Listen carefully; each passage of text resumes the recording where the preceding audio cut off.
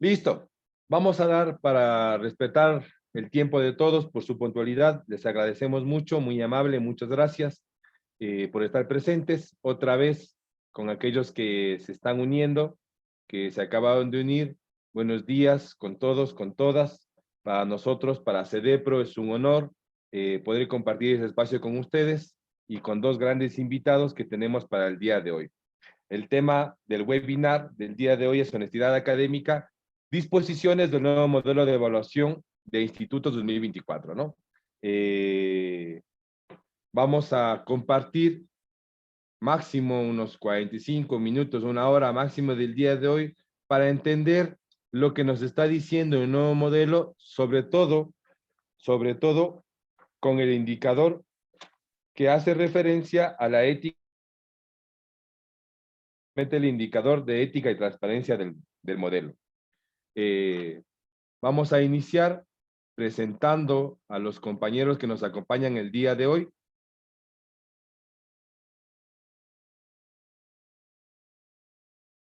Recuerden que el día de hoy el tema de honestidad académica, obviamente disposiciones del modelo de evaluación de institutos 2024, tiene obviamente la referencia de decirle no al plagio académico, ¿no? Este es un trabajo conjunto que lo viene realizando CEDEPRO y Compilacio desde Francia, y esta vez tenemos un aliado estratégico desde Guayaquil, el Instituto Superior Tecnológico Sudamericano, el TECSU de Guayaquil. La sociedad ecuatoriana confía en que las instituciones de educación superior se gestionan de modo ético y participativo, que el respeto a la propiedad intelectual es una condición sine qua non para la buena práctica académica, mismas que guían el correcto comportamiento de la creación de nuevas producciones. El día de hoy nos acompañan el doctor Rusty Gilmar Murillo. Él es director de investigación del Instituto Tecnológico Superior Sudamericano de Guayaquil.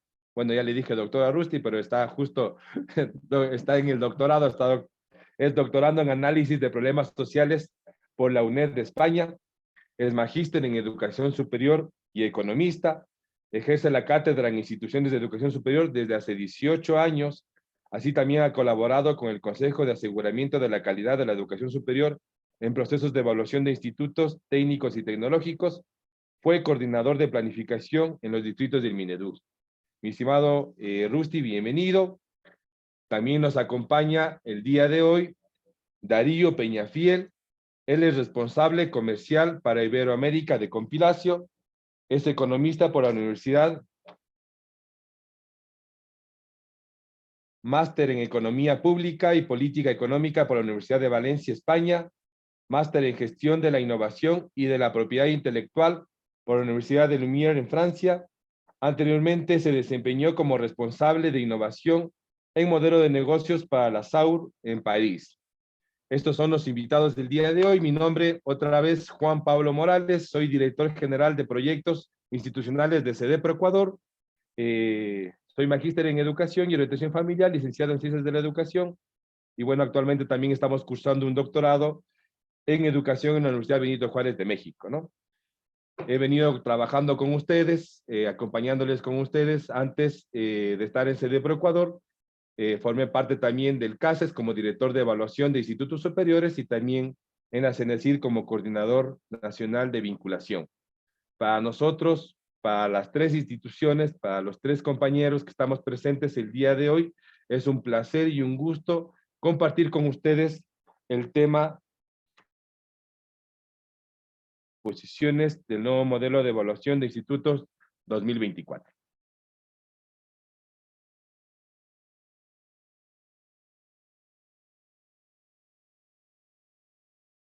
¿Qué es el plagio?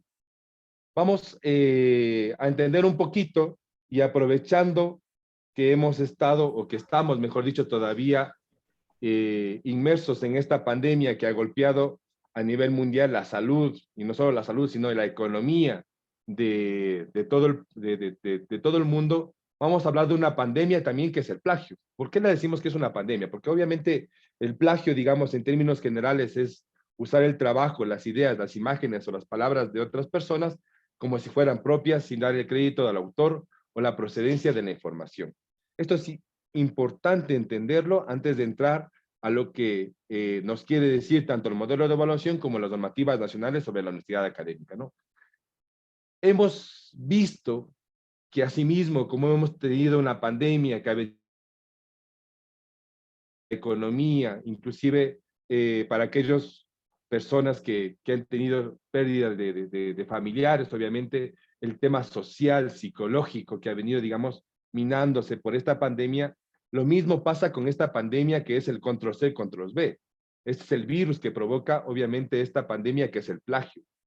Obviamente, esto no es que desaparece de la noche a la mañana, esto ya se venía dando, sino que ahora, en esta nueva dinámica que nos vimos obligados a hacerlo todo de manera virtual, la hemos identificado muy fuertemente. Se ve muy constantemente, ya es más explícito el tema del plagio y queremos obviamente desde CD Pro Ecuador, desde el TECSU de Guayaquil, desde Compilacio, darles algunas herramientas para que sepan cómo combatirlo, ¿no? Cómo hay que sensibilizar en los temas de honestidad académica, obviamente tener muy claridades, mucha claridad de lo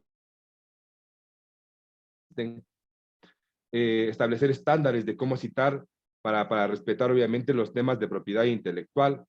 Bueno, y hay que obviamente hacer reflexiones, digamos, mucho más profundas, obviamente desde los temas éticos, de los dilemas morales.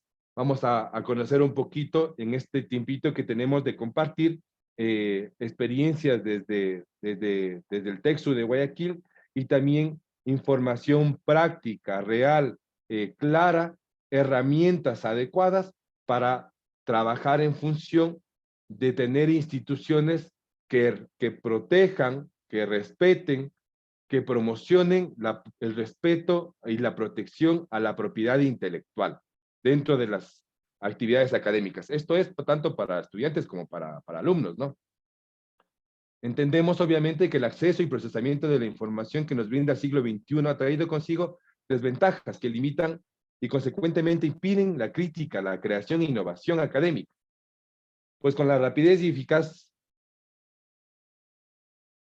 además del desconocimiento de las normas básicas de citación, vivimos hoy una época de plagios, la mayoría de ellos involuntarios. Entonces vamos a pensar, vamos a creer, vamos a identificar que esto realmente no se da por intencionalidades, sino más bien inclusive por desconocimiento. Aunque como dicen los abogados, el desconocimiento no exime de culpa.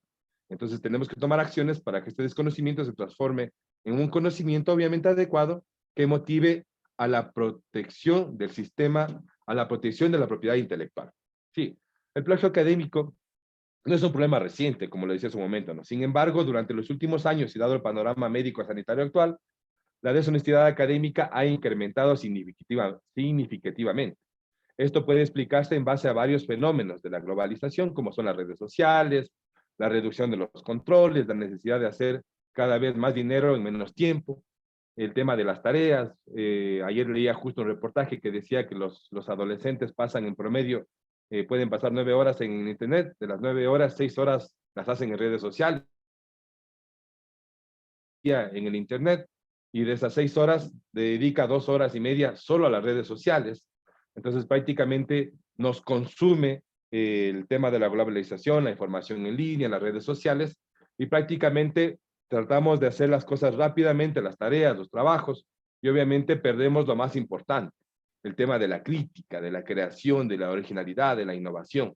Se nos va perdiendo porque, claro, tenemos tanta información que obviamente trabajamos con esa información y dejamos de pensar, dejamos de criticar, dejamos de crear. El plagio académico es un acto deshonesto que hoy en día se presenta con mayor regularidad entre los artículos científicos, ensayos, libros, tesis, proyectos, evaluaciones del alumnado, tareas del alumnado, y obviamente esto es una responsabilidad de estudiantes, docentes y autoridades de las instituciones de educación superior, ¿no?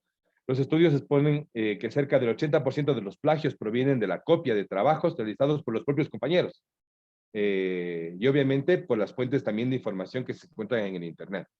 El plagio no debe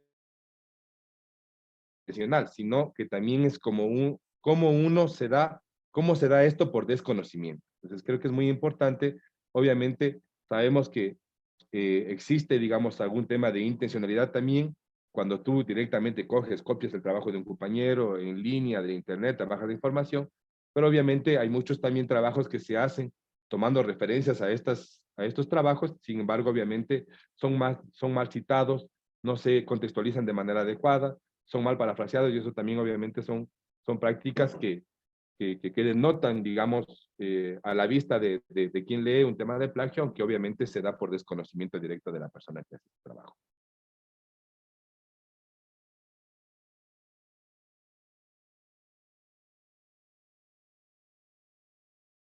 La normativa que tiene que ver con respecto al tema de deshonestidad académica, al tema del respeto a la propiedad intelectual, ya se encuentra en nuestra Constitución del 2008,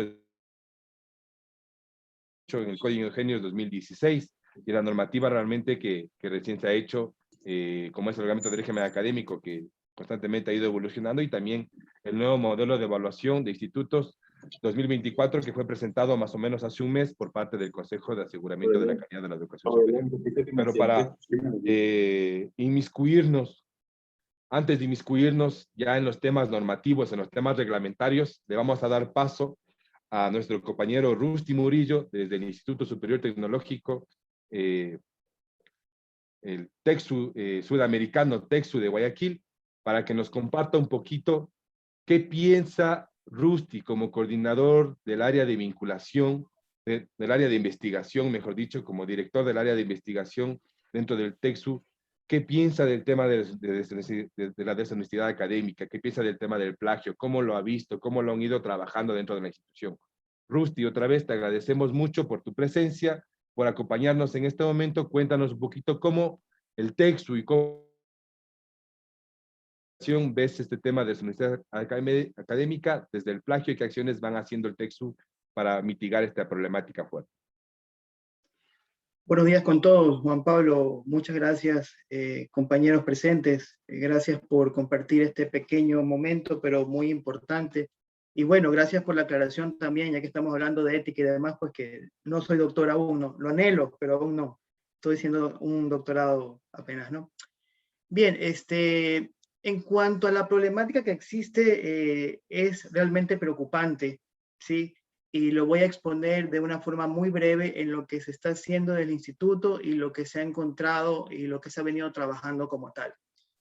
Ya hace 5 años aproximadamente, la institución, el TECSU específicamente, está trabajando en la institucionalización de procedimientos éticos que estén ligados al manejo específicamente, a primera instancia, de la información que se utiliza en la comunidad académica. Hablando de comunidad académica específicamente, los profesores, los estudiantes, ¿no? Para alcanzar la titulación, los proyectos de investigación en los cuales sabemos pues, que participan y deben participar profesores y estudiantes, así como los artículos también que recibimos nosotros, tanto de grupos de investigación internos como externos, para que sean publicados posteriormente en esta revista. ¿Qué sucede con esto? Todo eso está relacionado al manejo que se le da del registro de ideas y respeto de los derechos de autor.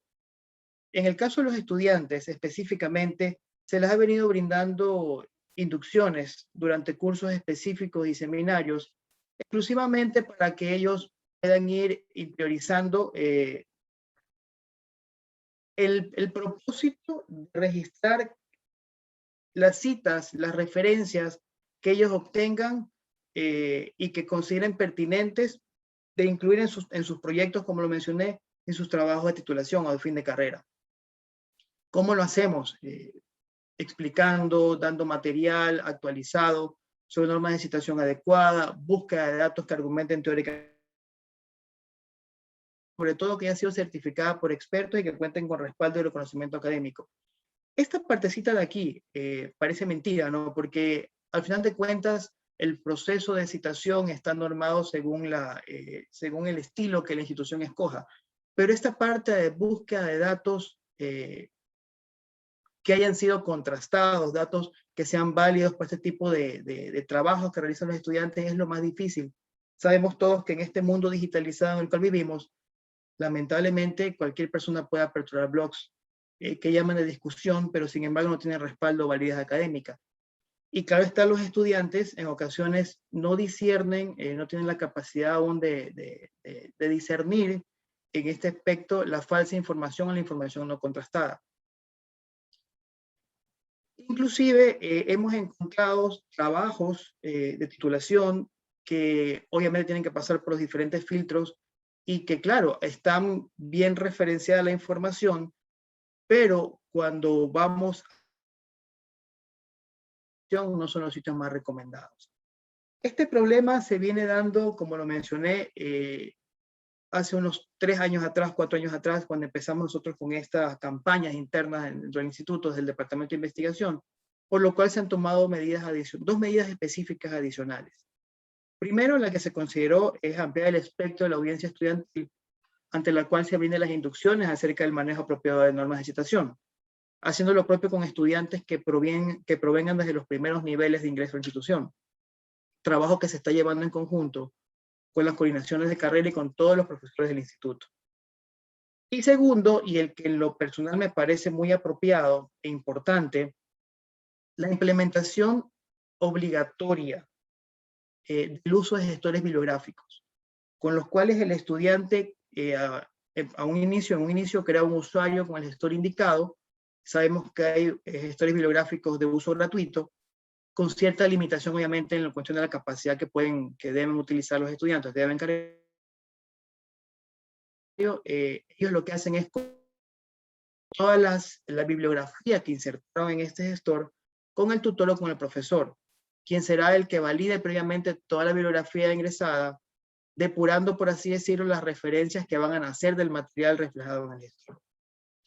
Todo esto conlleva a que, pues el objetivo más bien de las mismas, es lograr en el estudiante la interiorización, que más allá de obtener un informe favorable de plagio, porque ese es uno de los pensamientos de los estudiantes realmente, ¿no? Y bueno, no solamente los estudiantes, cuando se revisan en este caso los artículos que recibimos para la posterior publicación en la revista, hay compañeros también que consideran lo mismo, ¿no? Que obtienen un certificado, un informe de plagio de X porcentaje, muy por encima del que está admitido por institución, y dicen, bueno, no pasa nada. ¿Qué es lo primero que hacen? Sacar los párrafos, si les das el informe en los cuales se ha detectado un artículo de 6, 7 páginas, y cuando lo pasas nuevamente el corregido que te han enviado, tienes un artículo de 3 o 4 páginas. Entonces tú dices, bueno, wow, ¿qué pasó con esta información? ¿No? Entonces, ese es lo más importante en lo que estamos trabajando, y considero que muchas instituciones hermanas también lo están haciendo, en interiorizar por parte de estudiantes y compañeros profesores, que es algo que conlleva al manejo ético de toda la información. Países desarrollados, específicamente hablando de España, sabemos que la propiedad intelectual es algo sumamente importante, se lo toma muy en serio, ¿no? En el momento inclusive de manejar tus datos comerciales, ¿no? Más aún pues en la parte académica. Por otra parte, lo que nos está costando un poco más de trabajo, porque como Juan Pablo mencionaba, para las situaciones de plagio y del copyright y de todo lo que tenga que ver con el derecho de autor, existen herramientas, ¿no? Que nos ayudan a nosotros a poder, mientras las tenemos, para que pasen por un proceso y den una valoración, ¿no? Específica, hablando en términos cuantitativos, no cualitativos, porque como también se mencionó, los sistemas de plagio, específicamente hablando de ellos, no dan juicios de valor, sino simplemente, bueno, esta cita fue mal ingresada, no la ingresaste de la manera correcta y demás. Pero hay una problemática, hay un fenómeno que se presenta también en nuestro medio, que tiene que ver con el manejo de la ética y la transparencia, y me refiero específicamente a la encomienda que se hace muchas veces a terceros, ¿no? En la elaboración de trabajos académicos, en la que lamentablemente no solo podemos mencionar a los estudiantes, ¿no? Sino también profesores, ¿no? que desean incrementar su hoja de vida por el lado de las producciones de conocimiento, recurren a ciertas instituciones que se dedican a este tipo de procesos, ¿no? Entonces, sí es sumamente importante nosotros de nuestra palestra, de las instituciones a las cuales pertenecemos, empecemos a trabajar en pro de interiorizar la ética y la transparencia, a pesar de que considero que es un problema y que se debe trabajar desde los primeros niveles, no de educación superior, sino de la educación en sí, básica y media, ¿no? En cómo pues se conlleva a que hay que respetar las ideas que, si bien es cierto, están publicadas en diferentes páginas, en diferentes medios digitales, pues tienen un dueño, ¿no? Se dice que las ideas no se patentan, las ideas como tal, pero si tú estás revisando en fuentes contrastadas, en páginas específicas, páginas científicas y académicas, pues siempre tendrá un autor, ¿no? Como para terminar este punto, en resumen, les mencionaba, las medidas por las que la institución están siempre en pro de que especialmente los estudiantes, los nuevos profesionales, asimismo transparencia, y que esta pues se vea reflejada a lo largo de su desempeño académico, en los trabajos y demás actividades a realizar por ahora dentro de la institución, y me refiero con trabajos académicos no solamente a los trabajos de fin de carrera, trabajos de titulación, sino a las tareas que se envían, porque el Instituto Sudamericano específicamente de Guayaquil, como les mencioné, forma a los estudiantes de los primeros niveles en el uso apropiado de la información, para que los trabajos que presentan de investigación, ensayos y demás, y estén permeados con las citas apropiadas, con el manejo de gestores y cosas que ya mencioné hace un momento. Y sobre todo que el profesional, este manejo de la ética y la transparencia, interiorice que este buen desempeño va a conllevar a que él sea un mejor profesional y un mejor ciudadano, ¿no? Al dejar de lado pues esta tendencia, esta situación de copia y pega, como también ya lo mencionó Juan Pablo, y que el análisis y el sentido crítico de las cosas, ¿no? Y definitivamente pues a tener una mejor perspectiva sobre todo. Quiero dejarles una información que justo la leía la semana pasada sobre el doctor, lo voy a mencionar como tal porque es un alemán, Harald Wallach, que se pronuncia así. Me quedé sorprendido porque es un doctor que es un psicólogo que apoya la llamada pseudociencia en Europa, ¿no? Que apoya la homeopatía y demás. Sabemos que los países europeos y anglosajones pues, son contrarios a la homeopatía. Pero lo curioso de esto es que él ha hecho 2 artículos en contra de las vacunas del COVID y en contra del uso de la mascarilla. ¿Qué sucede? Que estos artículos fueron publicados por 2 revistas de una trayectoria considerable, ¿no? Inclusive una revista pediátrica, pero cuando leer ese artículo, porque en uno de los artículos inclusive se basaba de otros artículos anteriores, es que la fe o la religión podía curar a las personas, ¿no? Entonces, sorprendidos por esto, los investigadores del área médica empiezan a leer los artículos y se dan cuenta que realmente las citas que contenía el artículo del doctor y toda la investigación de campo que había realizado apenas basada en 10 personas, no tenía una argumentación científica para nada, y a ese nivel, estamos hablando de Alemania. Entonces, automáticamente, las revistas en las cuales él publica se retractan y obviamente cogen el artículo, lo sacan de la edición en la cual estaba publicado, y la Universidad de Polonia, a la cual él se debía, pues terminó el contrato de él como docente investigador. Entonces, realmente es algo que está pasando a nivel mundial, y en lo cual, pues, creo que el trabajo oportuno que tengamos que dar nosotros y las instituciones de control, como se está viendo que lo están haciendo, pues, es muy pertinente. Gracias, mi estimado Rusty, por compartirnos tu experiencia desde la coordinación de investigación, desde las acciones que el instituto va tomando, obviamente, y sobre todo lo que tú decías, tan importante. O sea, el tema no va simple y llanamente en conocer qué es el plagio o quién está copiando o no está copiando. Hablando de estudiantes y de profesores también, como tú en este caso inclusive nos cuentas la experiencia de un profesional, sino más bien, inclusive, cómo estos comportamientos de deshonestidad académica son el reflejo incluso de la sociedad, cómo esto realmente cala mucho más allá de lo académico. Si es que nuestras acciones de deshonestidad académica obviamente son latentes, son frecuentes, son continuas, son intencionales, esto denota claramente de que la sociedad también va en el mismo camino. Si obviamente si es deshonesto desde su formación, obviamente como profesional el camino no será diferente.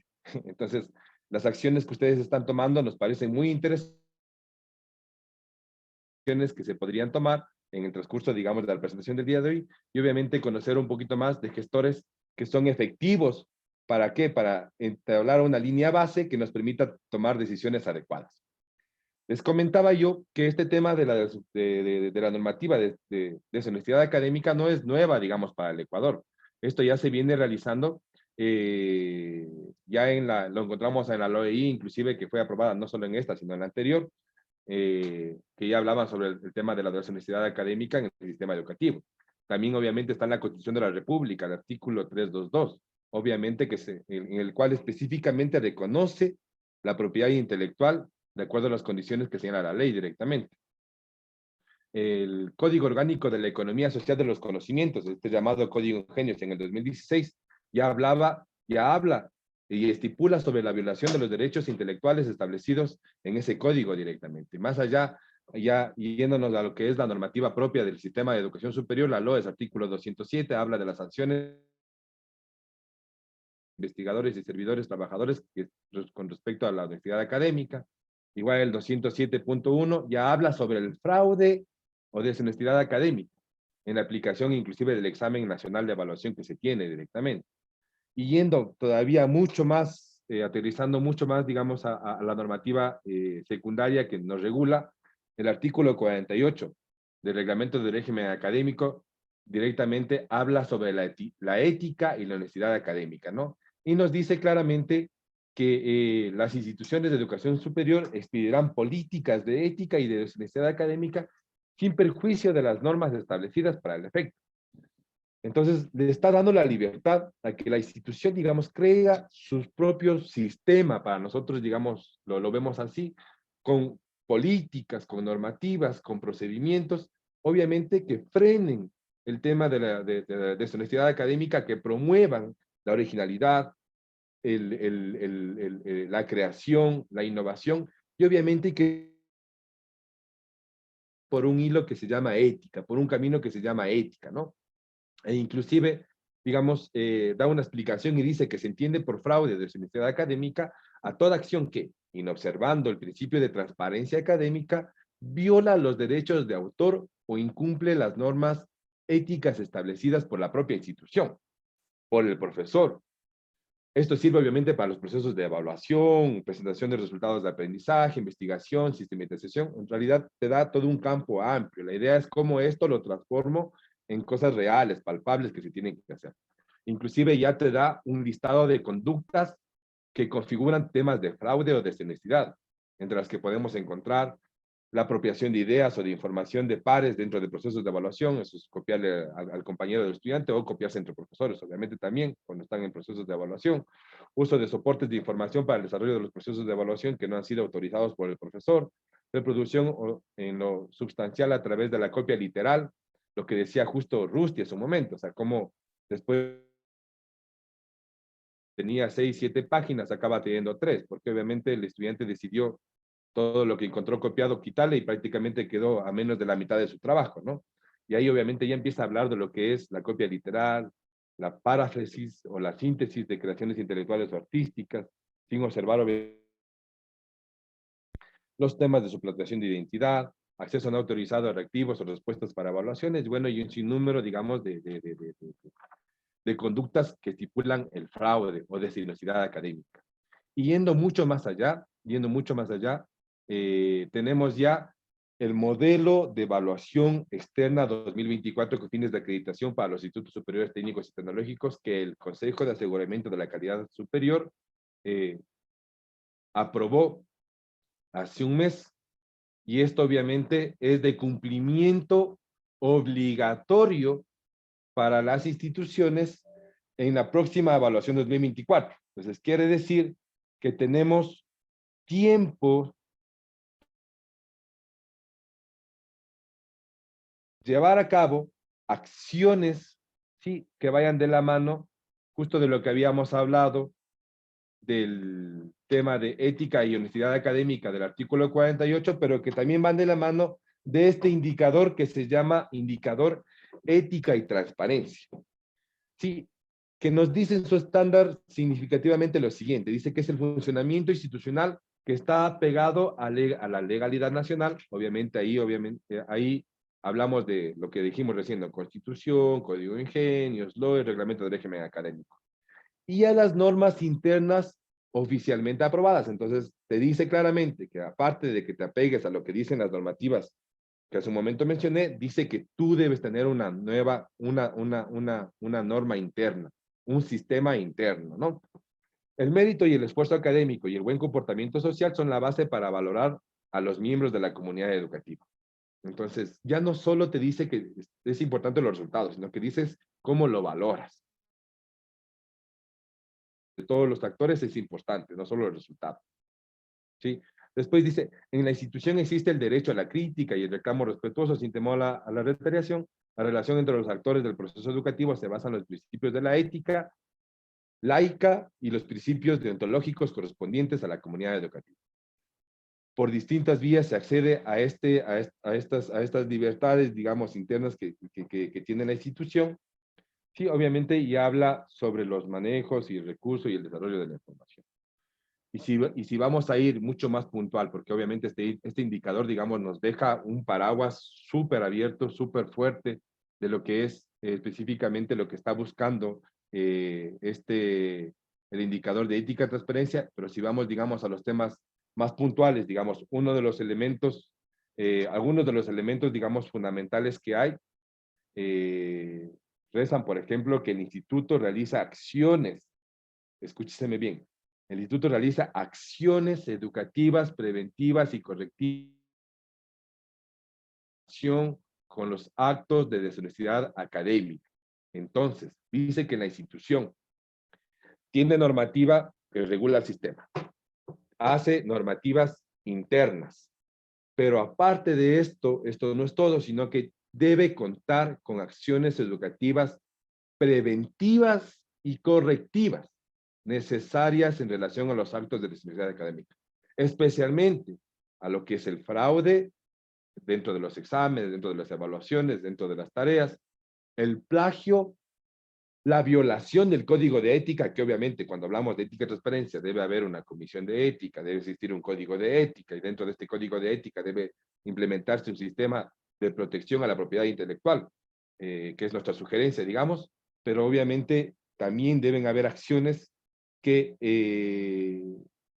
contrapongan esta violación del código de ética en las investigaciones y el desarrollo experimental. Entonces, miren cómo no solo con sino más bien con la articulación de normativa desde la Constitución, la LOE, el Código de Ingenios, el Reglamento de Régimen Académico, se está indicando lo importante que es, sí, para el Estado, para el sistema, inclusive yo pensaría inclusive para la sociedad, la implementación de estos sistemas de propiedad intelectual, de decirle no a la deshonestidad académica, no al plagio, sí a la creación, sí a la originalidad, sí a la innovación. Y voy a tomar una parte de la explicación que se hace dentro del propio modelo de evaluación para decir que cuál es el sentido de esto, por qué hacerlo, por qué hacerlo directamente, por qué crear estos espacios. Dice, el funcionamiento ejemplar de las instituciones de educación superior es la principal vía para generar buenos comportamientos sociales en los miembros de la comunidad educativa. La ética y la transparencia requieren de pero sobre todo debe ser práctica y vida cotidiana en la institución. Y eso implica el apego a las normas, la honestidad académica, ser autocríticos y aprender de la crítica, el respeto a lo público, cumplir los deberes con excelencia, tratarse con respeto, ser justos y transparentes. Entonces, esto nos está indicando de que esta no es una acción solo puntual y que solo está encerrada en las paredes de la institución, o que solo trasciende en las 4 paredes del aula, sino que esto es un tema que trasciende justo en los comportamientos sociales e inclusive, obviamente, los comportamientos que después el estudiante va a tener fuera del espacio del tema educativo. Es importante, ya no me quiero explayar más, me dicen que ya el tiempo se me acabó, pero vamos, solo quisiera, digamos, hacer referencia a 4 conceptos muy cortos, ¿no? ¿Qué es el derecho de autor? Es un derecho inascriptible que tiene una persona o grupo de personas por el hecho de ser el autor. Voy a compartirles la presentación para que no, solo esta partecita que me parece importante. Es un derecho inalienable, irrenunciable e imprescriptible que tiene una persona o grupo de personas por el hecho de ser el autor o autores de una obra de cualquier índole que sea oficialmente reconocida. ¿Cuáles son los tipos de plagio que existen? Los reconocidos, ¿no? El plagio directo, el plagio por el uso inadecuado de la paráfrasis, el plagio complejo usando referencias, el plagio con comillas sueltas, el parafraseo como plagio, el autoplagio o fraude de reciclaje. Es obviamente coger lo que usted ya ha venido haciendo, ya hizo este tema, ya trabajó, coge partes y arma un nuevo, y arma una nueva tarea, un nuevo proyecto, un nuevo texto, un nuevo documento. ¿Qué es el plagio académico específicamente? Se refiere a la acción de copiar completa o parcialmente la propiedad intelectual académica de otros, textos, imágenes, figuras, fotografías, sonidos, videos, adjudicar como una práctica que violenta la esencia de la investigación y la ética de la academia educativa. ¿Cómo prevenir y detectar el plagio? Aquí sí nos vamos a meter, digamos, en unas acciones, digamos, en diversas acciones que hay el día de hoy, digamos, les vamos a presentar unas específicamente, ¿no?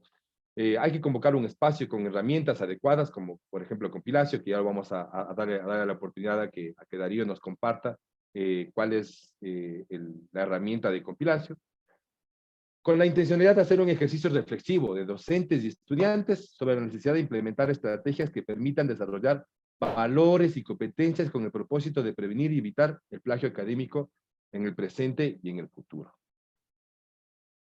¿Qué tenemos que hacer o qué es lo que nosotros estamos proponiendo? Como ya lo hemos visto, un resumen rapidito. Ya existe normativa, entonces la institución, ya la normativa general existe. Como decía Rusty, esto inclusive está normado en países de Europa, de Estados Unidos,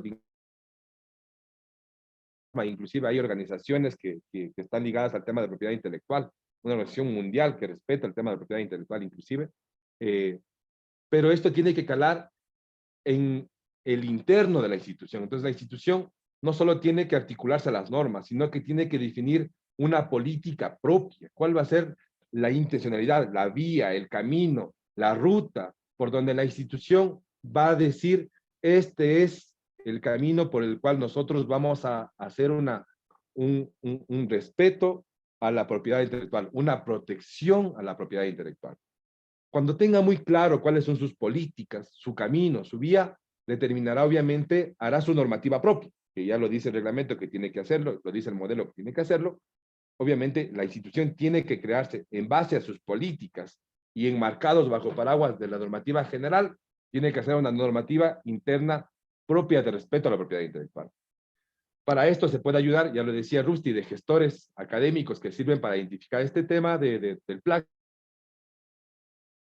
seleccionar un software de apoyo al sistema para la identificación de similitudes o coincidencias en los trabajos académicos de la CIES. Y para que nos comente un poquito más al respecto, vamos a darle el paso al experto en este tema, Darío Peñafiel. Por favor, cuéntanos un poquito de estas herramientas, cuál es la herramienta de compilación y obviamente cómo nos ayuda a esta intención de romper con la deshonestidad académica y enmarcarnos un camino de respeto a la propiedad intelectual. Bienvenido, Darío. Gracias, Juan Pablo, Rusty, mucho gusto, y a toda la comunidad que nos está escuchando.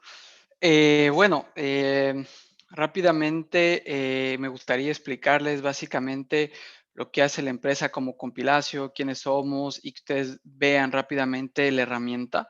Pero bueno, solo le quería agregar dos cosas a la intervención antes de Rusty y de Juan Pablo.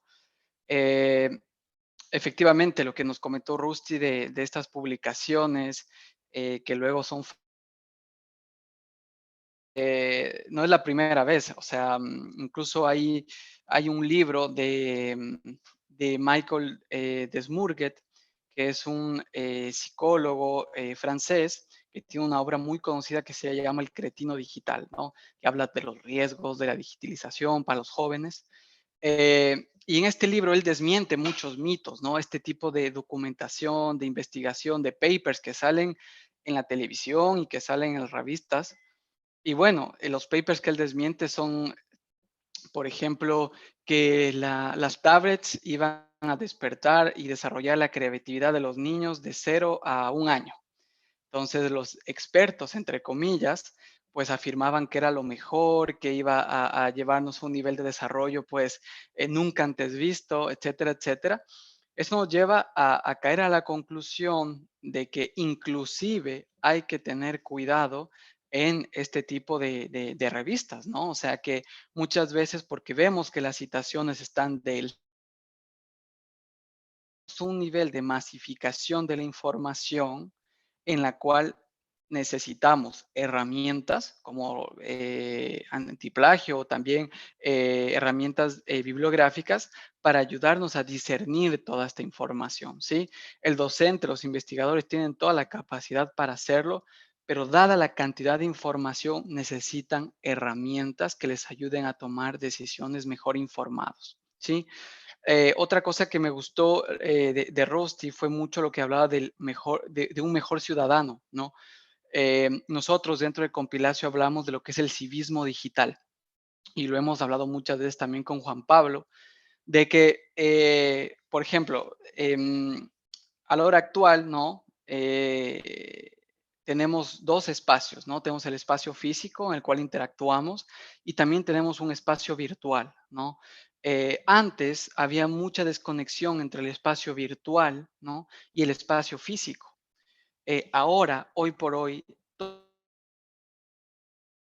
va a tener un impacto sobre el espacio físico y también tenemos ya una vida construida, ¿no? Intercambios laborales, lo que estamos haciendo, formaciones, etcétera, negocios por la vía virtual.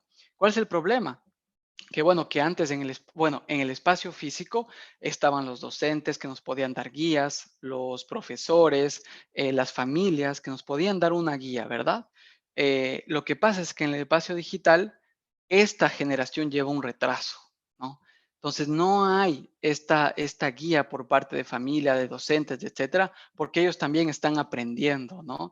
Y es por eso la importancia de los centros en tener una especial sensibilidad respecto a esta temática como focos de guía para los estudiantes y docentes, porque no solo los estudiantes están perdidos, muchos docentes también se encuentran perdidos en lo que es la construcción y el desarrollo del civismo digital, ¿sí? Y luego tercero, antes de comenzar, quería completar un poco lo de Juan Pablo, que él habla mucho de la política antipilar, que es sumamente importante y es un pilar que se olvida mucho, no solo en las instituciones, en los institutos técnicos, también universidades, inclusive en empresas, que es el pilar de la comunicación. Si nosotros tenemos la mejor política antiplagio, con expertos, con equipos, tenemos el mejor software antiplagio, las mejores herramientas de bibliografía, pero nadie está enterado, no nos sirve de nada. Si tenemos solo una política antiplagio que está guardada, que todos saben que existe, pero nadie sabe dónde encontrarla, no nos sirve de nada. El pilar de la comunicación es clave, ¿no? Y cuando digo comunicación, es comunicación para el estudiante, ¿no? Vía mails, vía formación, vía Instagram, Twitter, vía campañas, para el docente, equipos bibliográficos para todos. La comunicación debe ser transversal y debe estar en todas las etapas, ¿no? Entonces, simplemente quería agregar esto porque, bueno, es un pilar en todas las instituciones, pero que de lo que yo he podido recolectar en la experiencia que tenemos, es un pilar fundamental y que obviamente debe ser transversal, ¿ok? Así que bueno, simplemente quería completar con eso las intervenciones de Rusty y de Juan Pablo. Y bueno, ahora lo que yo voy a hacer es rápidamente compartirles una presentación em, sobre Compilatio, con qué universidades trabajamos nosotros y cuál es nuestra visión en torno al plagio, y que obviamente explica el por qué nosotros nos hemos asociado con CEDEPRO para hacer llegar esta visión en torno al plagio directamente a lo que es el Ecuador, ¿sí? Em, Voy a tratar de compartir la pantalla, pero creo que me deben activar los permisos. Sí Sí está está activado. activo, ya. Vale, perfecto, Juan Pablo.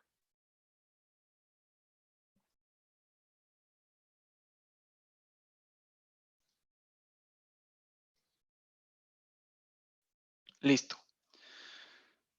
Bueno, como les comentaba, nosotros somos una empresa especialista en este sector desde 2005, en el sector de la prevención y detección del plagio. Y ahorita trabajamos, bueno, la pandemia impulsó este tipo de demandas de una manera inimaginable. Y sumamos el último año 900 nuevas instituciones y nos consolidamos como los líderes absolutos en la parte central de Europa y la francofonía, ¿no? Esto quiere decir que trabajamos con el 99% de las universidades francesas, el 40% de las universidades italianas, y ahorita acabamos de ser homologados, por ejemplo, para equipar toda Cataluña, ¿no? Todas las universidades y centros que trabajan, que hacen parte de la región catalana. Y bueno, y nuestra presencia efectivamente se consolida en América Latina y en la francofonía, que es África, el Magreb, Bélgica, Suiza, Luxemburgo, total en 33 países. ¿Por qué les cuento esto? Simplemente es para darles una idea de con qué tipo de universidades trabajamos nosotros e instituciones técnicas. Por ejemplo, trabajamos con la Universidad Sorbona de París, la Universidad Sapienza de Roma, que es la más grande de Europa, tiene alrededor de 130,000 estudiantes. Y bueno, simplemente para que ustedes sepan el respaldo que damos a las instituciones. Y bueno, y también trabajamos con instituciones muy pequeñas de 1,000 estudiantes, 2,000 estudiantes, hasta mega universidades de 130,000 a 160,000 estudiantes, ¿sí? Hay algo muy importante que mencionó Rusty acerca de la propiedad intelectual, incluso en la parte comercial. Y efectivamente, en España, y no solo en España, sino en toda Europa, bueno, toda la Unión Europea, se utilizan las normas que ahora se denominan RGPD, ¿no? Y bueno, son unas normas extremadamente estrictas que obviamente tienen como objetivo devolver a todos los usuarios eh, que usen servicios de empresas que se encuentren en la Unión Europea, ¿sí?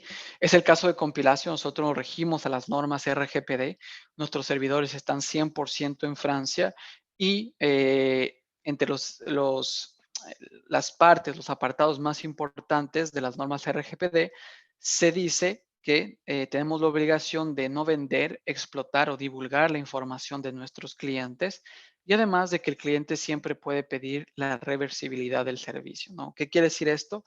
Que en todo momento el cliente, una vez que se haya finalizado el contrato, puede pedir la devolución de su información, ¿sí? Todos los reportes, todas las tesis, etcétera, que se pusieron en los repositorios y además que se devuelvan también todos los reportes de similitud que generamos con su información, ¿sí? Y además de devolver, si la institución lo desea, estamos obligados a suprimir toda esta información. Y la supresión de la información puede ir tan lejos, etcétera. Entonces, bueno, Esto es algo súper importante a tener en cuenta, es algo que poco a poco se va consolidando en América Latina, pero que es algo muy importante en Europa y en Canadá. Por ejemplo, a veces tenemos demandas de clientes que la primera pregunta que nos hacen es ¿dónde tienen los servidores? ¿No? ¿Por qué? Porque, bueno, no todas las empresas se rigen con esto. Por ejemplo, los servidores en Estados Unidos, las empresas que tienen servidores en Estados Unidos, ellos se rigen a lo que es el Patriot Act. El Patriot Act es esta ley que nace después de los atentados del 9/11, las Torres Gemelas, que le da al FBI especial poder en los servidores de las empresas americanas, ¿no? Esto quiere decir que el FBI puede investigar en los servidores de las empresas americanas, pero para que la empresa americana ceda estos derechos, tiene que pasar a poseer ciertos derechos de la propiedad de la institución, ¿no? De sus clientes. Entonces, mucho cuidado con eso porque por ningún motivo la ley de ciberseguridad y protección de datos del proveedor puede estar por encima de la universidad o instituto técnico, ¿sí? Así que hay que tener mucho cuidado con eso y bueno, en todo caso es algo que está respaldado por compilación. Ahora, en cuanto a las integraciones, esto es otro aspecto súper importante. Nosotros nos integramos a diferentes LMS como Moodle, Shamilo, Canvas y Sakai, entre otras, obviamente con el objetivo de democratizar el uso de este tipo de herramientas, ¿no? Por ejemplo, cuando uno tiene la herramienta integrada en Moodle o Canvas o la plataforma que sea, se los mostraré más adelante, es mucho más fácil para el docente usar esta herramienta. A veces, ¿cuál es el problema de las políticas antiplagio? La comunicación, pero también que es muy difícil saber los mecanismos de uso y, por ejemplo, cómo denunciar un plagio, ¿no? El objetivo de todo esto es que sea eficiente, ¿no? La política antiplagio, una de las razones o de las variables que va a tener un impacto sobre la eficiencia de la política antiplagio es la facilidad, ¿no? Es fácil usar la herramienta antiplagio, es fácil detectar el plagio, es fácil, son factores claves a tener en cuenta, pero bueno, lo veremos más adelante. Em, Y con esto, lo que les quería comentar para finalizar es la oferta que tenemos junto con CEDEPRO, que bueno, lo hacemos con CEDEPRO porque es un socio estratégico e interesado en la pedagogía sensible a esto en el Ecuador.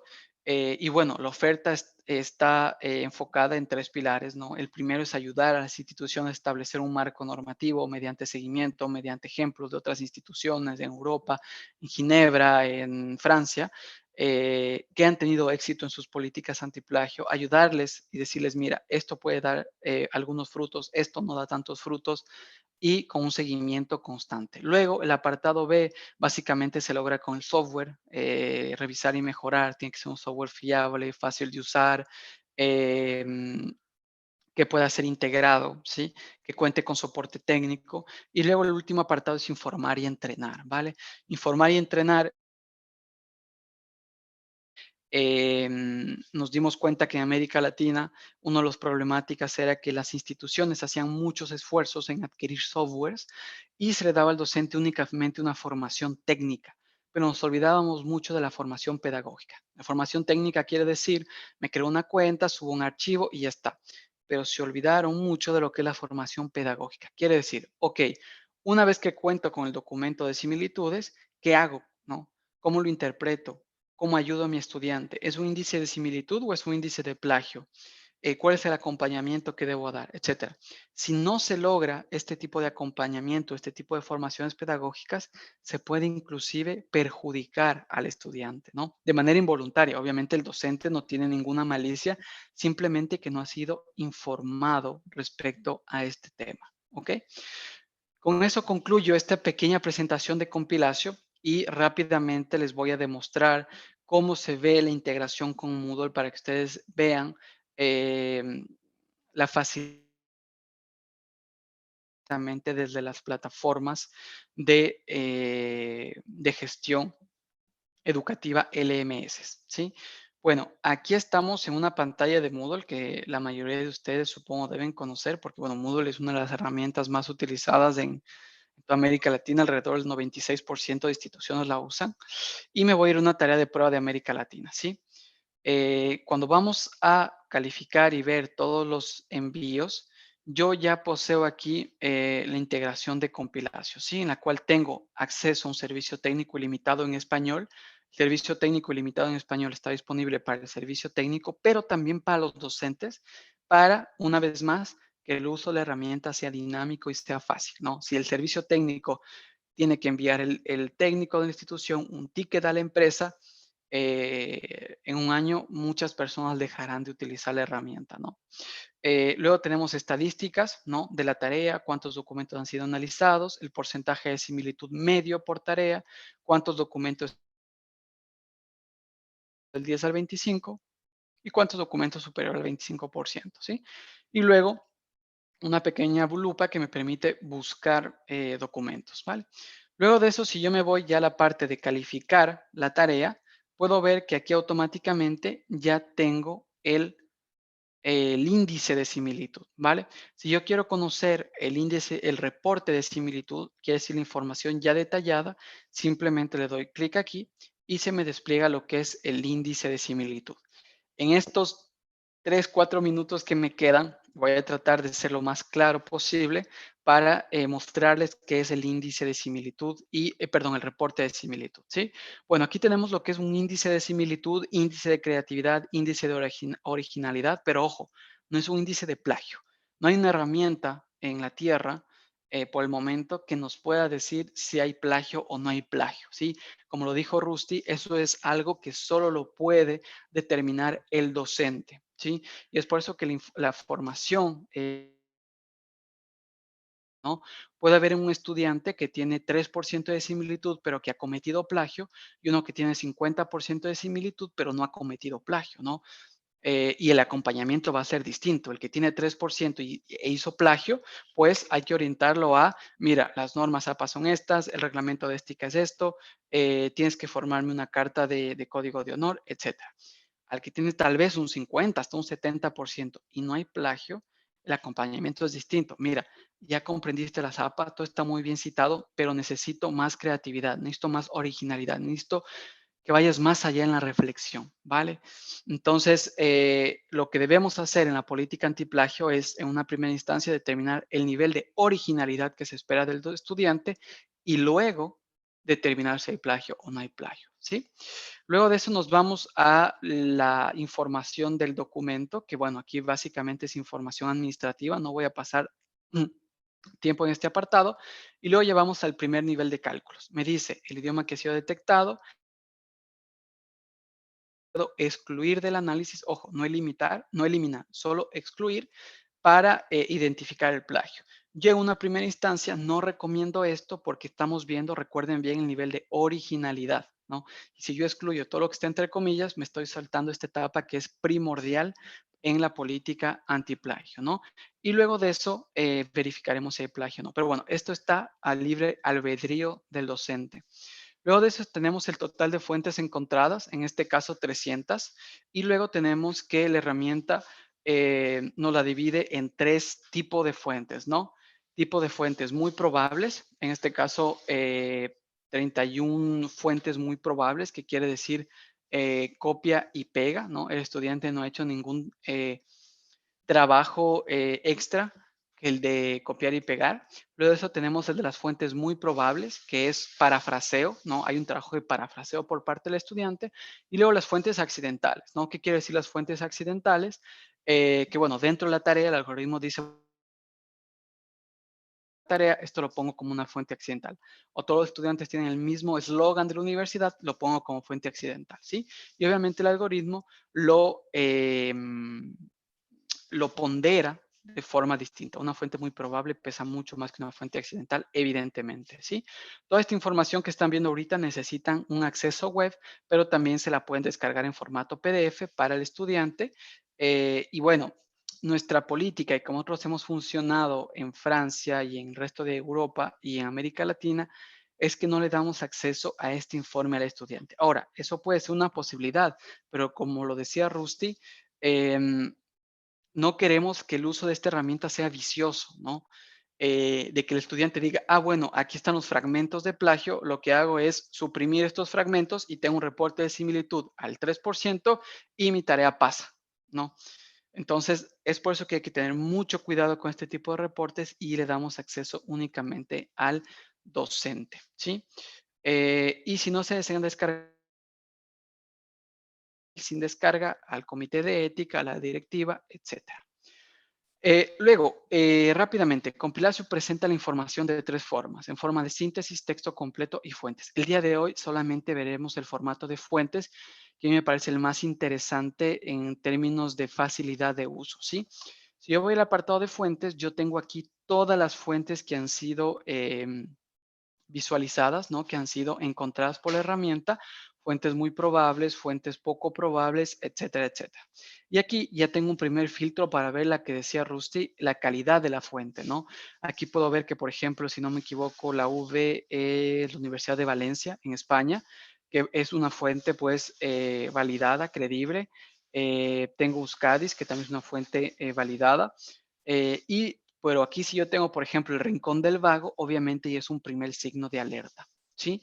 En este caso, si yo quiero ver cuál es la fuente, le doy clic en este apartado y me despliega cuál es la fuente que ha sido encontrada, ¿no? En este caso, me van a decir, Darío, excelente que me lleves al documento, pero no me sirve de nada, ¿no? Porque hasta que tú encuentres dónde está la similitud en 152 páginas, el estudiante tal vez hasta ya está graduado, ¿no? Para eso hemos desarrollado lo que llamamos una vista en forma de espejo, ¿sí? Si le damos clic en este apartado, nos va a llevar a esta visualización que me va a permitir a mí poder comparar mi tarea, ¿sí? Con la fuente, ¿no? Y aquí puedo comparar por bloque A1 con A1, A2 con A2, A3 con A3 y efectivamente comprobar en ese momento si es plagio o no es plagio. En el caso de que yo quiera que esta fuente no aparezca en el reporte de similitudes, simplemente le doy clic aquí y le doy a descartar y la fuente se descarta. Ojo, no se elimina. Ninguna información debe ser eliminada para evitar fraude o corrupción, simplemente que va a ser una fuente descartada que luego podrán encontrarla aquí como fuente descartada. Esta posibilidad es fuentes, obviamente lo recomendamos a los docentes es no, por ejemplo, una fuente poco probable a menos del 1%, tal vez no voy a ir a buscar palabra por palabra, pero me servirá más que nada a ver la calidad de las fuentes encontradas. Así que bueno, hay muchas otras funcionalidades, pero traté de ser lo más condensado posible en lo que es la herramienta. Y bueno, luego podremos atender caso por caso, hacer una demostración más larga y más precisa para cada institución. Y bueno, esa es mi intervención del día de hoy. Les agradezco mucho por su atención. Y bueno, adelante, Juan Pablo. Gracias, gracias, mi estimado Darío.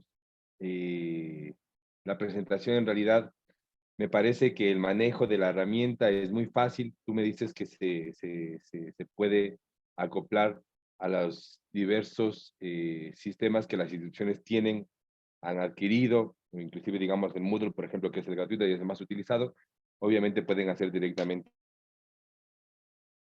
Entonces vamos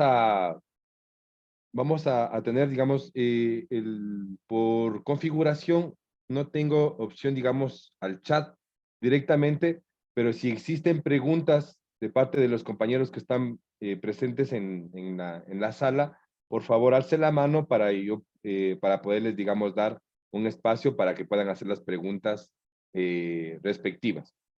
Solo para culminar el proceso, o lo que les decíamos, ¿no? Hacer un resumen. Gracias, Ángel, ya te damos la palabra. Entonces, como les decíamos, ya existe normativa internacional y normativa nacional que habla sobre la deshonestidad académica y el respeto a la propiedad intelectual.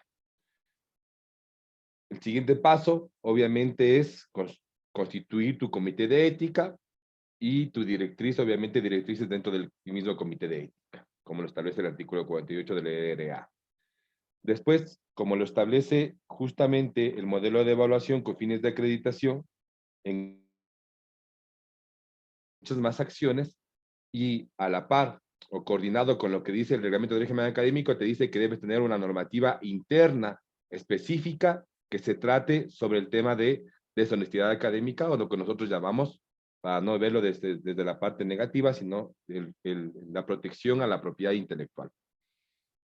Cuando tú ya tienes, digamos, para tener tú esta normativa interna, nosotros sugerimos que primero la institución debe tener una visión de qué es lo que quiere, cómo se ve, cómo se piensa, cuál quiere ser su actuación dentro del sistema, tanto de educación como de la sociedad.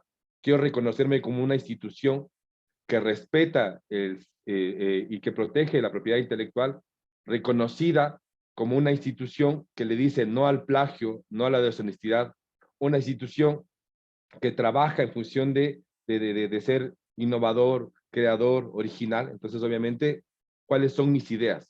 Con esas ideas claras y con la normativa general que interna.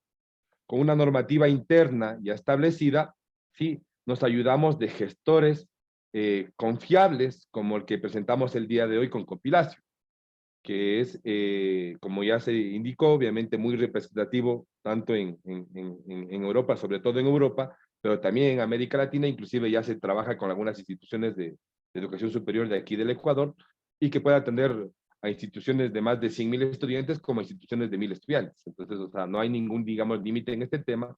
El sistema es muy amigable y obviamente nos permite tener herramientas adecuadas, ideales, creíbles, en las cuales podemos identificar los temas de las similitudes, no directamente todo es plagio, como dice, es difícil identificar qué es plagio directamente, sino más bien de las similitudes, y eso nos determina qué acciones debemos hacer. Y eso nos determina, nos da la línea base para decir qué acciones va a hacer la institución. Ya Rusty nos comentaba algunas cosas que hacía, también Darío lo decía a un momento, qué es lo que se debe hacer, digamos, desde la propuesta inclusive de capacitación a profesor, pero en realidad, digamos, se deben de crear toda una especie de acciones dentro de una metodología, dentro de una metodología para proteger el sistema de propiedad intelectual, para promover la honestidad académica, para decirle no al plagio. Acciones que pueden ir, obviamente, dentro de lo que decía Rusty, capacitaciones más exhaustivas a docentes y a estudiantes, sobre todo los temas de qué, qué es de la normativa explícitamente que habla de la responsabilidad académica, normativa nacional e internacional, de conceptos básicos como qué plagio, qué tipos de plagios, qué es la propiedad intelectual, cómo se mira en el mundo, cómo se debe respetar y todo lo demás. Capacitaciones, digamos, más intensas sobre el tema de las normas APA, sobre el tema, digamos, de redacción científica, y aquí, digamos, o técnica, y aquí, digamos, un tema que va a ir mucho, que tiene mucho que ver con lo que decía Rusty también al principio. Este problema, digamos, no solo de la educación superior, sí, pero si lo detectamos es nuestra obligación atenderlo. Ya lo decía Rusty, la escuela, desde la educación inicial. Ayer justo leía, digamos, un reportaje, o veía el reportaje, me parece, en el cual decía, claro, en promedio en Latinoamérica, en promedio, una persona dice, lee de 2 a 3 libros al año. En países como Japón y países también europeos, en promedio, me parece que el promedio, digamos, de lectura estaba de 30 a 40. Entonces, prácticamente es un distanciamiento abismal, una diferencia abismal entre lo que en Latinoamérica estamos haciendo en lo que es en lectura, reflexión crítica, escritura, desde los temas de educación inicial, educación primaria, educación media, bachillerato, y obviamente en educación superior tampoco, digamos, la situación es distinta. Y esto, digamos, nos crea una complicación, porque claro, nosotros como instituciones de educación superior, digamos, obviamente tenemos que dar a la sociedad un profesional formado, obviamente, en todas las habilidades y capacidades, pero también debemos de darle un profesional íntegro, obviamente, y sobre todo que camine bajo estas normativas o lineamientos sociales de la ética, de la moral. Sí, entonces ahí tenemos que tomar acciones inmediatas. ¿Para qué? Para obviamente frenar los temas de deshonestidad, impulsar los temas del conocimiento que le van a llevar a evitar los temas del plagio directamente y motivar sobre todo a los temas de la originalidad, de la creación, de la innovación. Si le ponemos a un estudiante una tarea de 8 páginas va a ser muy difícil con la capacidad que tenemos de lectura, de escritura, de reflexión crítica, va a ser obviamente difícil que el estudiante 8 páginas de una semana para otra, o peor, de días para otro, te haga en realidad sin similitud y sin plagio. Entonces es prácticamente imposible que lo haga, ¿no? Nosotros, digamos, como profesionales, nos cuesta mucho, inclusive a nosotros, escribir mucho más a un estudiante que viene sin tomar ciertas acciones, ¿no? De medidas de capacitación, temas de capacitación a estudiantes, a docentes, motivacionales, temas, digamos, más de profundidad, digamos, más extrema, en el cual tenemos que hacer reflexión crítica, redacción, y bueno, un sinnúmero de acciones que nos permitirán que cumplir los temas establecidos en nuestra normativa y obviamente guiarnos por el camino de la política que hemos decidido. Este sistema lo llamamos un sistema de protección a la propiedad intelectual. 4 pilares: política, normativa, un instrumento, una herramienta de integración como compilacio, obviamente, y una metodología que nos permita tomar acciones en base a una línea base que nos permitan después guiarnos hasta esta política que nos hemos establecido. Esta es la propuesta que tenemos desde CEPRO Ecuador. Recuerden que, bueno, el tiempo se nos pasó, pero en realidad ha sido, digamos, muy interesante compartir. Vamos a darle paso a las preguntas. Nos pueden escribir si es que el día de hoy no atendemos todas sus preguntas o no pueden participar o desean más información de compilación, demostraciones específicas solo para ustedes, desean conversar un poquito más sobre el sistema de propiedad intelectual, cómo aplicarlo, cómo ejecutarlo, desean acompañamiento específico, se pueden comunicar con nosotros al 098 28 67 43. 098 28 67 413, nuestro teléfono directo de WhatsApp, donde una persona les atenderá directamente. Y también en nuestras redes sociales, nos pueden seguir en Facebook como CDPRO Ecuador, en Twitter CDPRO Ecuador, en Instagram CDPRO Ecuador. También estamos en YouTube y LinkedIn, recién iniciando, pero igual nos pueden seguir por estas redes y podemos ampliar, digamos, todas estas presentaciones que hemos hecho el día de hoy. Vamos a darle la oportunidad para la participación de nuestros compañeros. Ángel estaba a punto de hablar y me parece que justo salió. ¿O sí está? No, sí está Ángel. Por favor, Ángel. Hola, buenos días. Un gusto. ¿Cómo estás? Buenos días. ¿Qué tal? ¿Cómo está? Buenos días a todos. Les saludo a nombre del IABQ, el Instituto Tecnológico Superior Universitario de Artes Visuales, acá en Quito, Ecuador. Tú estabas diciendo de las cosas particulares, conversarlas después, pero sí me llamó la atención en el caso de Compilatio, que es que quería conocer si específicamente esta propuesta que ustedes están presentando hoy, entre las varias que hay, pero en el caso de las especialidades de producción artística, a nosotros nos interesa mucho el manejo de esta transparencia y esta ética profesional que deben tener también estudiantes y profesores en el campo de las artes.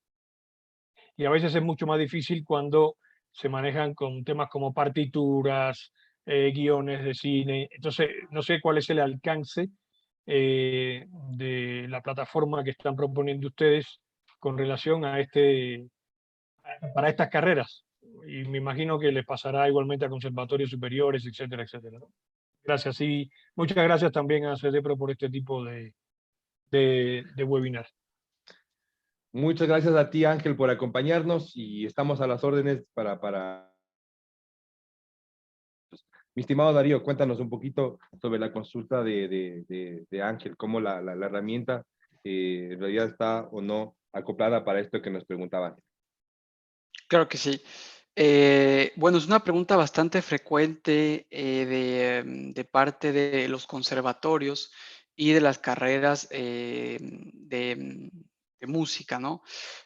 Un poco de contexto, digamos, aquí en Francia se maneja, por ejemplo, la carrera de música, musicología, etcétera, se la maneja directamente en las universidades, ¿no? Y también existen los conservatorios, ¿no? Pero al nosotros trabajar con gran parte de universidades, también tenemos acceso a su biblioteca, ¿no? Entonces tenemos universidades que tienen estas carreras de musicología en España, tenemos conservatorios en España, incluso podemos ¿no? Dar algunas referencias y tenemos acceso a sus repositorios, ¿no? Obviamente, como antes lo mencioné, nosotros tenemos la obligación de no explotar los datos de nuestros clientes, ¿sí? Pero el no explotar no significa que no los podamos utilizar, siempre y cuando se respete la no divulgación de la información. ¿Qué quiero decir? Que, por ejemplo, digamos que el instituto se suscribe a Compilatio y se encuentra una similitud con el Conservatorio Nacional de Barcelona, ¿ok? Te va a aparecer la similitud, ¿sí? Te va a aparecer el fragmento donde está la similitud, pero no te va a decir con qué universidad, no te va a decir el nombre de la universidad o conservatorio, ¿vale? Y el texto que se encuentra arriba y debajo de la similitud, del fragmento de similitud, tú no lo podrás ver, ¿sí? Va a estar encriptado, ¿ok? Ahora, nos dicen, yo necesito saber por qué hay similitud con otro establecimiento, es imposible. Nosotros primero nos ponemos de acuerdo con la universidad donde se encontró la similitud, pedimos permiso y ahí vemos si es posible ponerlos en contacto, ¿ok? Entonces, respecto a nuestras bases, como te digo, trabajamos con un montón de universidades que cuentan, ¿no? Con las carreras de música, con historia de la música, teoría, pero también con la parte práctica que son conservatorios, ¿ok? ¿Qué pasa con las partituras, no? Las partituras normalmente están encriptadas, si no tienen una letra abajo, ¿no? No te la va a detectar. ¿Por qué? Porque son imágenes, ¿no? Y por el momento no hay un software que te pueda hacer similitud de imágenes, ¿ok? Pero si la partitura cuenta, ¿no? Con un nombre arriba, con el título, ¿ya? Ahí ya te puede encontrar la similitud, ¿ok? Pero la partitura no lo podrá hacer porque cuando está escaneada representa una imagen, ¿ok? Así que bueno, no sé si la pregunta, pues, tienes alguna pregunta o está claro o si fui claro en la explicación. Gracias. Gracias, Darío. Gracias, Vale. Ángel. Me parece que Gabriela tiene una pregunta. Por favor, Gabriela, te escuchamos. ¿Cómo están? Buenos días. Gracias por la intervención. Represento al Instituto Andrés F. Córdoba de Azogues. Tengo la consulta, no sé cuál es el proceso de suscripción o cómo tenemos la herramienta, digamos, para el uso. ¿Cómo suscribirte directamente a Compilatio? Tienes que conectarte con nosotros, comunicarte con nosotros al WhatsApp 098 28 67 413. Te repito, 098 28 67 413. Y obviamente nos reunimos para verificar tus particularidades, porque eso es lo bueno. O sea, el sistema, como decía Darío, o puede atender solo a instituciones grandes, sino a instituciones pequeñas también. Entonces, el software es una parte, digamos, el sistema es otro. Parte del sistema es el software, entonces podemos reunirnos para escuchar cuáles son las necesidades específicas de ustedes y obviamente cómo les podemos ayudar para la implementación, tanto si desean del sistema o solo el software o el software y el sistema a la vez. Entonces, comunícate con nosotros, también igual nos puedes seguir en las redes, CD Pro Ecuador en Facebook, CD Pro Ecuador en Instagram, CD Pro Ecuador en Twitter, y ahí tranquilamente estamos comunicando, hacemos una reunión y verificamos, como digo, cuáles son específicamente tus necesidades y te hacemos una propuesta para que te puedas unir directamente. Perfecto. Tengo también Gracias. una pregunta que ya me llega a las redes. Gracias, Gabriela, a usted. Tengo también una pregunta que me llega a las redes. Darío me dice, si este sistema solo se puede utilizar unido a estos otros sistemas como Moodle, Canvas, Teams y otros, o también se lo puede hacer de manera autónoma, sin que tengas directamente estos sistemas. Me dice. Darío, por favor.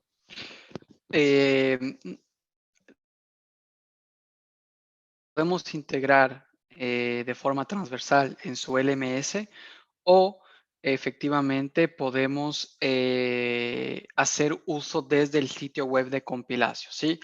De todas formas, se activa una cuenta administrador y luego el administrador de la institución crea cuentas para los docentes. La gestión es independiente y autónoma. Ustedes tienen todo poder y toda autonomía para gestionar esto, ¿sí? No nos tienen que enviar un mail para pedir permiso, para enviar un archivo, no.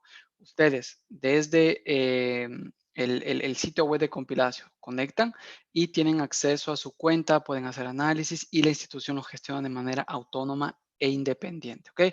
Así que las dos opciones están abiertas, sea por Moodle o cualquier LMS o desde el sitio web, o si no, combinada. Puedo tener LMS y también sitio web. Va a depender de la necesidad específica de cada institución, ¿ok?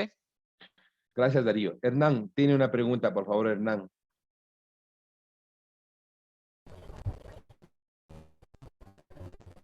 Bueno, mi estimado Juan Pablo, un saludo cordial desde la Amazonía y pues bueno, ahorita estaba en Contraluz y primeramente felicitarte por estos espacios que son muy importantes dentro de la situación de darnos luces, ¿no? Especialmente a los institutos, no solamente para mejorar la calidad del trabajo que desarrollamos, sino también para la situación de tener herramientas que nos permitan, obviamente, tener estos criterios de discretización de la información, que en un momento determinado, como bien lo expusieron, pues hay esta confusión, ¿no? Y hablar de plagio son palabras mayores, cuando de pronto pues podemos estar haciendo bien el trabajo y es solamente situación de lo que es de las citaciones y cosas por el estilo. Yo en todo caso, pues a más de felicitar, voy a tratar de comunicarme para hacer un espacio para los docentes, para crear una política, obviamente institucional, asesorarnos de manera oportuna y también con la situación de las posibilidades de utilizar el software para esta finalidad. Mi enhorabuena y muchísimas gracias por este espacio. Gracias, mi estimado Hernán. Gracias. Para mí es un gusto saludarte y saludar a todos los compañeros y compañeras que nos ven desde diferentes partes del país. Veo que hay institutos de la costa, de la sierra, del oriente. Están Guayaquil, Quito, Cuenca. Veo también Loja. Están Ambato. Están también de la provincia de Chimborazo, de Machala.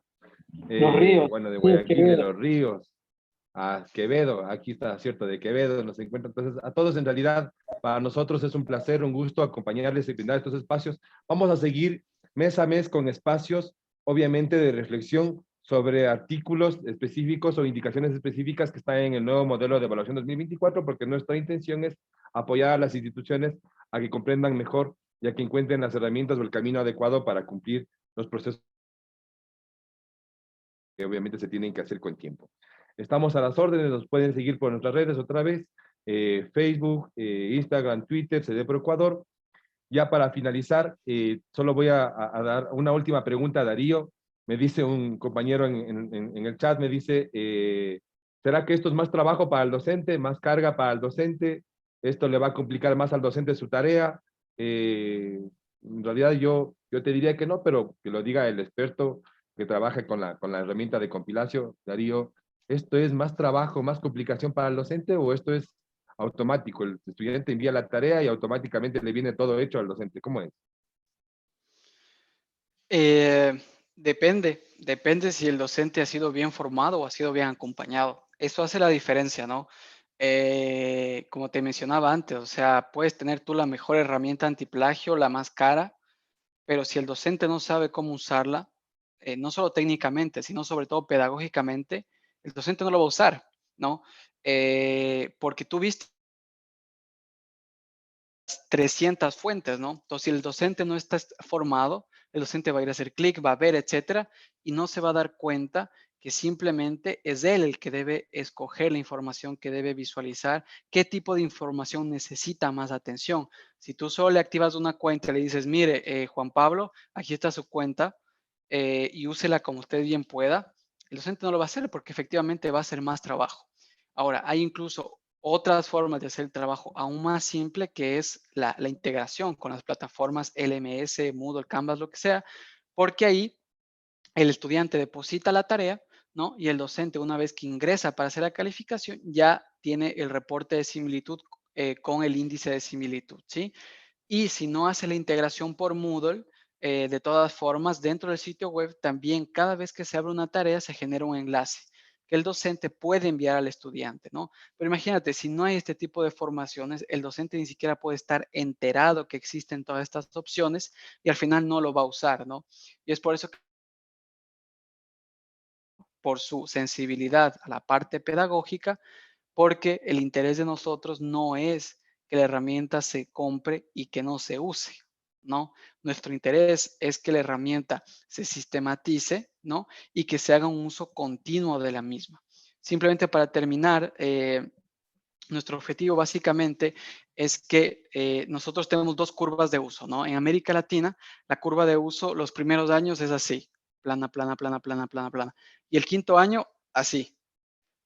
Eso quiere decir que solo se usa la herramienta para revisar tesis. El problema es que se envía un mensaje al estudiante de, ojo, cuidado, solo no hay que copiar en la tesis porque es algo que te da un diploma, ¿no? Pero el resto del año ya está. Lo que tenemos en Europa, gracias a la formación, al acompañamiento, es que la curva se invirtió, ¿no? Antes también era así, pero aquí en Europa la curva es decreciente. El primer año se utiliza un montón, el estudiante sensibilizado desde los primeros años, una o dos veces máximo, ¿no? Es nuestro objetivo, pero eso no se puede lograr si no hay acompañamiento, si no hay formación y si no hay seguimiento. Y justamente ese es el servicio que ofrecemos con Pilacio y CDPRO Ecuador juntos, no solo la venta de un software, sino más bien, o esto no ha sido un espacio para proporcionar solo un software, sino más bien para indicarles todo el procedimiento, obviamente, que se debe hacer. La política, la normativa, el software y obviamente tener una metodología que especifique claramente cuáles acciones deben ser, y eso son la sensibilización, la capacitación continua, y nosotros obviamente, si ustedes se deciden por el software de compilación directamente, tendrán 100% asegurado el acompañamiento de CDPRO también para sensibilizar al docente en el manejo adecuado de esta herramienta, ya que lo que queremos es esto, hacer un impacto profundo en la educación superior para cambiar y romper el tema del plagio, el tema de la deshonestidad académica y tener obviamente no solo mejores estudiantes, mejores profesionales y mejor país. Quiero agradecer a Darío, a Compilacio, al Texu de Guayaquil por su espacio y no me despido sin antes darles un abrazo a todos los compañeros y compañeras que nos han acompañado el día de hoy de todos los institutos, desearles muchos éxitos y decirles que estamos a las órdenes. Muy buenos días, un excelente fin de semana ya, queda viernes, de ahí en adelante, para todos, que pasen muy bien. Gracias. Gracias a todos. Buenas tardes. Gracias. Hasta pronto, estamos en contacto. Gracias. Una Gracias, buena gracias. tarde, que pasen bien. Buenas tardes con todos, buenas tardes con todos, pasen bien, saludos. Saludos a todos, saludos. Gracias, gracias compañeros, gracias.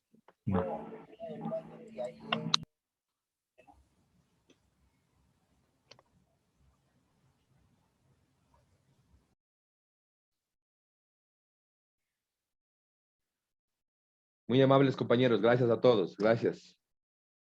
Gracias a todos. Nos seguimos comunicando. Gracias, mi estimada Ida, qué gusto verte. Un gusto Chaito, verte. gracias igualmente. Gusto verte.